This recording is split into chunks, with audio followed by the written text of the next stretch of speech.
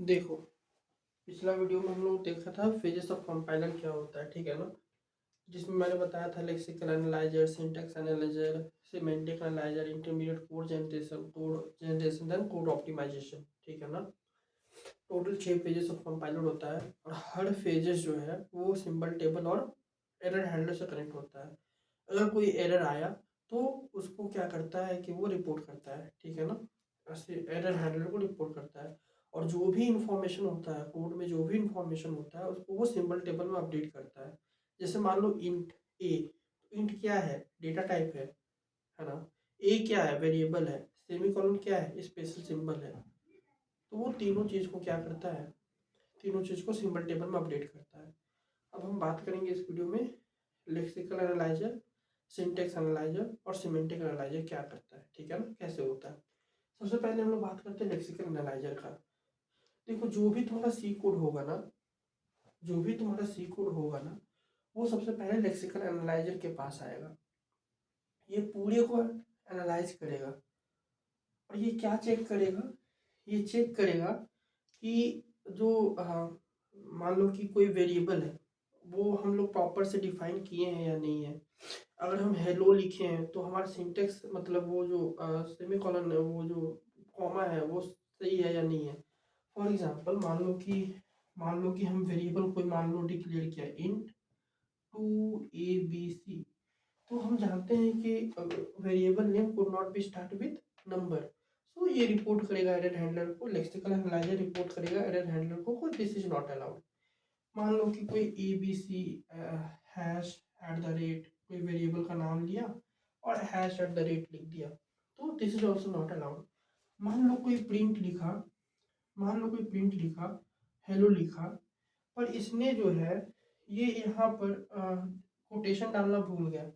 तो ये क्या करेगा, ये लेक्सिकल एनालाइजर का काम होगा कि इसको इसको रिपोर्ट करना, एरर हैंडलर को रिपोर्ट करना, ठीक है ना।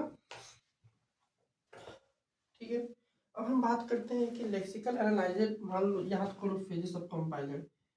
ये लेक्सिकल एनालाइजर है, ये क्या देगा, टोकन देगा। क्या देगा, टोकन देगा। किसको देगा, सिंटैक्स एनालाइजर को। किसको देगा, सिंटैक्स एनालाइजर को। तो ये सारा जो लिखे हुए है ना, इसको हम लोग बोलते हैं token. Token equal to lexeme. अगर सी अगर प्रोग्रामिंग लैंग्वेज की बात करें तो इसको बोलते हैं टोकन, और ह्यूमन अंडरस्टैंडेबल के लिए बात करेंगे तो इसको बोलेंगे लेक्सिम। कैसे पता चलेगा कितना लेक्सिम है, कितना टोकन है। तो देखो, बेसिकली मान लो कि ये जो प्रिंटफ है, प्रिंटफ से तुम्हें पता चला कि प्रिंटफ एक वैल्यू क्रिएट दे रहा, मतलब एक फुलफिलमेंट दे रहा। तो प्रिंटफ एक टोकन हो जाएगा, ठीक है। हेलो जो है वो क्या होगा, दूसरा टोकन हो जाएगा, क्योंकि एक प्रॉपर वैल्यू क्रिएट कर रहा है। सेमी कॉलन का एक प्रॉपर काम है, तो ये तीसरा हो जाएगा। और ये जो सिंबल है ये चौथा और ये पांचवा, ठीक है। क्योंकि स्टार्टिंग सिंबल अलग होता है, एंडिंग सिंबल अलग होता है, तो इसका भी एक प्रॉपर मीनिंग है, ठीक है ना। बट अगर तुम हेलो को बिना इसके लिखोगे, इसका एक मतलब है कि हेलो, सो दैट्स वाई, ठीक है ना। डबल कोटेशन के अंदर जितना भी तुम सिंटेक्स लिख दो वो एक काउंट होता है। तो इसमें टोटल 5 टोकन है और 5 लेजिम है। पहला प्रिंटर, दूसरा से स्टार्टिंग पैरेंथेसिस, तीसरा हेलो, चौथा क्लोजिंग पैरेंथेसिस एंड पांचवा सेमीकोलन। इसी तरीके से हम बात करेंगे कि इसमें कितना टोकन है। तो देखो, इंट एक डेटा टाइप है पहला, ए एक वेरिएबल है दूसरा, सेमीकोलन एक स्पेशल सिंबल है। 3 टोकन इस लाइन में, 4, 5, 6, 7, 8, 9, 10, 11, 12, 13, 14, 15, 16, 17, 18, 19, 20, 21। टोटल 21 टोकन है इसमें। 21 token equal to 21 lexemes. 21 token equal to 21 lexemes. तो ये हमारा काम हुआ लेक्सिकल एनालाइजर का। अगर कोई सिंबल रिलेटेड एरर आया, अगर किसी ने प्रॉपरली वेरिएबल डिक्लेयर नहीं किया या प्रॉपर से वो हेलो वर्ड को क्लोज नहीं करता है, तो उसके रिलेटेड जो भी एरर आएगा वो हमारा लेक्सिकल एनालाइजर रिपोर्ट करके देगा। अब हम लोग बात करेंगे सिंटेक्स एनालाइजर का, ठीक है ना। अब हम लोग बात करेंगे सिंटेक्स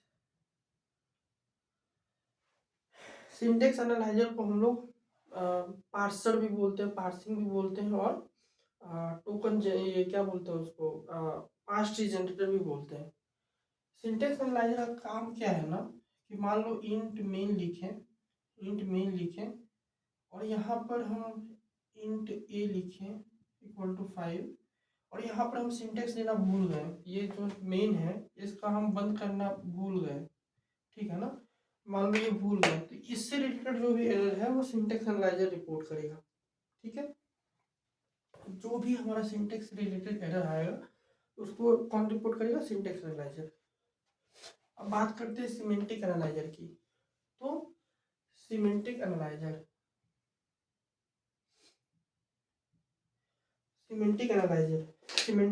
क्या करेगा, कोई भी टाइप रिलेटेड एरर आएगा ना, कोई भी टाइप रिलेटेड एरर को सिमेंटिक एनालाइजर रिपोर्ट करेगा, ठीक है ना। तो देखो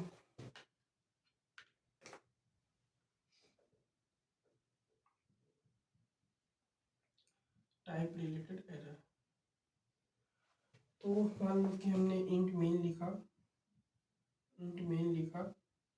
इसमें इंट एक वेरिएबल है 5 और ए इक्वल टू, और मान लो हमने z इक्वल टू 2 लिख दिया। तो देखो हम इसमें z का कोई भी डेटा टाइप हम डिक्लेयर नहीं किए है ना, तो इससे रिलेटेड जो भी एरर आएगा वो सिमेंटिक एनालाइजर रिपोर्ट करेगा।